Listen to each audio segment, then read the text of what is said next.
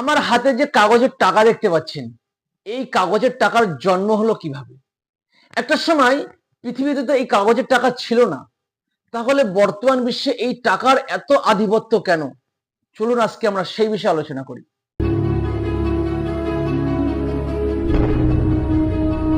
একটা সময় পৃথিবীর মানুষ স্বর্ণ মুদ্রার মাধ্যমে আদান প্রদান করত। আমি আপনাকে কিছু স্বর্ণ মুদ্রা দিলাম, আপনি আমাকে একটা ঘোড়া দিলেন। এইভাবে মানুষ ট্রেড করত। কিন্তু সমস্যা তৈরি হলো যখন বড় বড় ট্রেড করত। মনে করেন আমি 100টা ঘোড়া কিনবো, এখন তো অনেক স্বর্ণ মুদ্রা লাগবে। এতটা স্বর্ণ মুদ্রা যখন আমি পকেটে বা কোনো একটা ব্যাগে করে নিয়ে যাব, একটা ঘর্ষণের শব্দ হবে, মানুষ বুঝতে পারবে এটা তো ডাকাতি হয়ে যাওয়ার ভয় আছে। মানুষ এটা নিয়ে প্রেশান হয়ে গেল যে এর একটা বিকল্প করতে হবেই। মানুষ একত্রিত হলো যে এর নিস্তার কোথায় পাবো। তখন একটা ফায়সাল্লা হলো, দেশের সমস্ত স্বর্ণগুলো একটা জায়গায় রাখা হোক। প্রথমে সেটা মন্দির বা মসজিদ, সর্বশেষে দেশের কেন্দ্রীয় ব্যাংকে দেশের সমস্ত স্বর্ণগুলো রাখা হলো।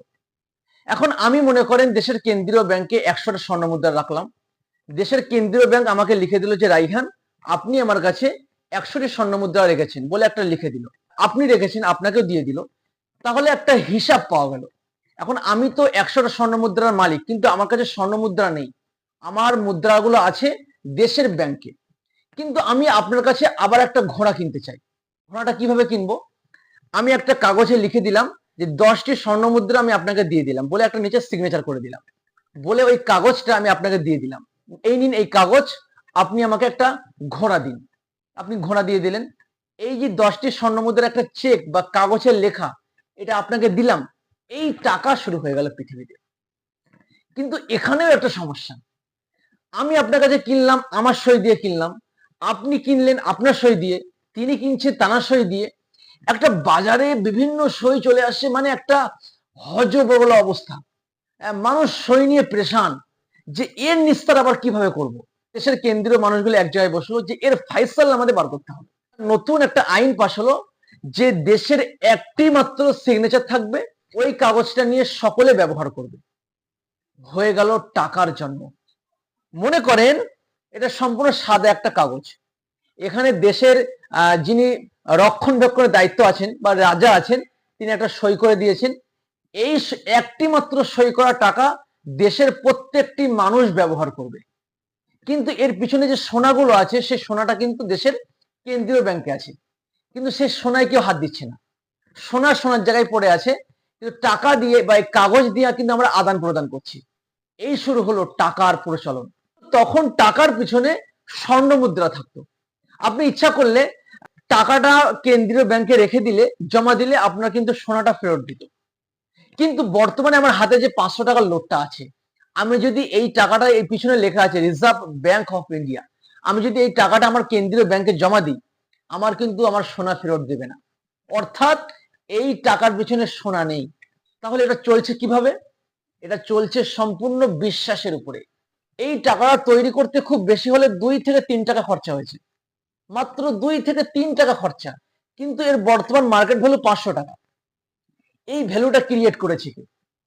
এই ভ্যালুটা ক্রিয়েট করেছে দেশের কেন্দ্রীয় ব্যাংক। কেন্দ্রীয় ব্যাংক বলে দিয়েছে যে এই কাগজটা আমি তৈরি করলাম, এর মান হচ্ছে 500। দেশের মানুষকে এটা বিশ্বাস করতে বাধ্য হয়েছে। মনে করেন এই যে হাতে যে সাদা একটা কাগজ আছে আমার হাতে দেখতে পাচ্ছেন, এই কাগজটাকে আমার খুব ভালো লাগে। আমার একটা দোকান আছে, আমি বলে দিলাম এরকম কাগজ যার কাছে থাকবে, সে যদি এই কাগজটা আমার কাছে নিয়ে আসে, আমার দোকান থেকে সে 1000 টাকার মাল ক্রয় করতে পারবে। তাহলে কিন্তু এই কাগজটার 1000 টাকা ভ্যালু হয়ে গেল। এই ভ্যালুটা ক্রিয়েট করেছে কি? আমি। কিন্তু এর কি আসলে 1000 টাকা দাম? দাম না, এর দাম হয়তো 1 থেকে 2 টাকা। ঠিক তেমনি এই যে হাতে যে 500 টাকার নোট আছে, এরও কিন্তু দাম 1 থেকে 2 টাকা। কিন্তু এর ভ্যালুটা ক্রিয়েট করেছে আমাদের দেশের কেন্দ্রীয় ব্যাংক। অর্থাৎ দেশের কেন্দ্রীয় ব্যাংক যে ভ্যালুটা ক্রিয়েট করেছে, দেশের প্রত্যেকটা মানুষ এটাকে বিশ্বাস করে নিয়েছে। তাই এর মান আমরা বিশ্বাসে চালাচ্ছি, এটাকে ফিয়াট কারেন্সি বলা হয়। কিন্তু আমরা যারা মুসলিম ধর্মকে ফলো করি, আমাদের মনে একটা প্রশ্ন আসে, যদি কাগজের টাকা না হতো, এখানে যদি স্বর্ণ মুদ্রা হতো, তাহলে হয়তো এই যে বর্তমান যে অর্থনীতির যে বৈষম্য আছে, ধনী গরিবের যে ভেদাভেদ আছে, এটা মনে হয় নষ্ট হয়ে যেত। না ভাই, এটা সম্পূর্ণ ডাহা মিথ্যা কথা। আল্লাহ সুবহানাহু ওয়া তাআলা এমন কোন জায়গায় বলেনি, বা রাসূলুল্লাহ সাল্লাল্লাহু আলাইহি ওয়াসাল্লাম এমন কোন হাদিস আমাদের কাছে বলে যাননি, এমন কোন উদ্ধৃতি আমাদের কাছে নেই যে স্বর্ণ মুদ্রা দিয়ে ট্রেড করলেই সেটা সম্পূর্ণ সুদ মুক্ত হবে।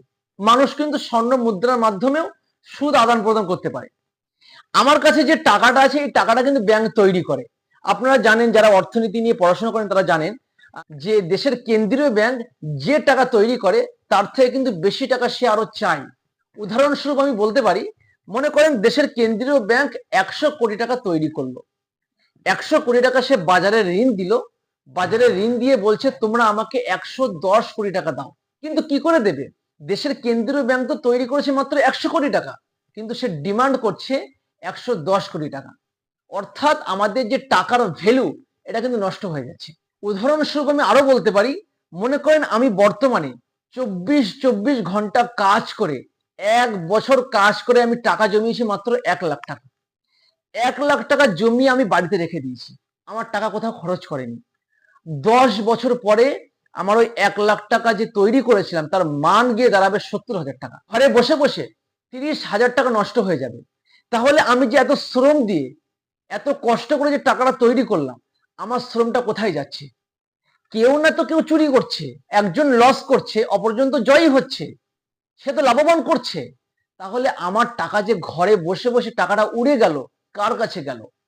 নিশ্চয়ই কোন একজন ব্যক্তির কাছে গেছে। এখানে যদি আমরা স্বর্ণের মাধ্যমে আদান প্রদান করতাম, একটা সময় দেখা যেত যে আমাদের কাছে কোনো স্বর্ণ মুদ্রা নেই, সমস্ত স্বর্ণ মুদ্রাগুলো ব্যাংক আর কেন্দ্রীয় ব্যাংক নিজেদের কাপচারে নিয়ে নিয়েছে। আমাদের কাছে কোনো স্বর্ণ মুদ্রা থাকতো না, কোনো বাড়িতে কোনো সোনা থাকতো না, সমস্ত সোনাগুলো কিন্তু দেশের কেন্দ্রীয় ব্যাংক নিয়ে নিত। এটা কিন্তু হয়ে যেত। তাহলে এর নিস্তার যে স্বর্ণ মুদ্রা দিয়ে আমরা যে ট্রেড করে যে আমরা রিবা থেকে বাঁচতে পারবো, সুদ থেকে বাঁচতে পারবো, না। রাসূলুল্লাহ সাল্লাল্লাহু আলাইহি ওয়াসাল্লাম এমন কোনো কথা বলেনি, আল্লাহ সুবহানাহু তাআলা এমন কোনো আয়াত নাজিল করেনি যে তোমরা স্বর্ণ মুদ্রার মাধ্যমে ট্রেড করলেই তোমরা সাকসেস হবে। আল্লাহ সুবহানাহু তাআলা আমাদেরকে বারবার সজাগ করেছেন, তোমরা সুদ থেকে পরহেজ করো, রিবা থেকে পরহেজ করো। শুধু তাই নয়, আল্লাহ সুবহানাহু ওয়া তাআলা এত বড় একটা কথা বলেছেন যে যদি কোনো বান্দা বান্দি সুদ ব্যবহার করে, অর্থাৎ সুদ ভক্ষণ করে, সুদের সঙ্গে নিজেকে সম্পৃক্ত করে, তার সঙ্গে আমি এবং আমার রসুল যুদ্ধ করব। কত বড় কথা! আমি যদি আপনাকে একটা চর মারি, আপনি কিন্তু আমাকে একটা চর মারবেন। আমি আপনাকে গালিগালাজ করলে আপনি আমাকে গালিগালাজ করবেন, কিন্তু আমি আপনার বিরুদ্ধে যুদ্ধ করব না। যুদ্ধ করব কখন? যখন সীমাটা অতিক্রম হয়ে যায়। আল্লাহ সুবহানাহু ওয়া তাআলা আমাদেরকে বারবার সজাগ করেছেন, তোমরা সুদ থেকে পরহেজ করো, সুদ থেকে নিজেকে মুক্ত রাখো। টাকা দিয়ে ট্রেড করবে না স্বর্ণ মুদ্রা দিয়ে ট্রেড করবে, এটা কোনো ব্যাপার নয়। আমরা যে কোনো কিছু দিয়ে আদান প্রদান করতে পারি। আমাদেরকে সুদ থেকে নিজেদের মুক্ত করতে হবে। যদি সুদ থেকে আমরা পরহেজ করতে পারতাম, তাহলে কিন্তু ধনী গরিবের বৈষম্য নষ্ট হয়ে যেত। আজকের যারা ধনী তারা আরো ধনী হয়ে যাচ্ছে, দিন দিন আরো ধনী হয়ে যাচ্ছে, যারা গরিব তারা আরো গরিব হয়ে যাচ্ছে। এটা সম্পূর্ণ কিন্তু সুদীকরণের জন্য হয়েছে। যদি আমাদের সমাজে সুদ না থাকতো তাহলে কিন্তু এই বৈষম্য সৃষ্টি হতো না। আর বৈষম্য না থাকলে কিন্তু আমাদের সমাজে এত ফিতনা ফাসাদ তৈরি হতো না।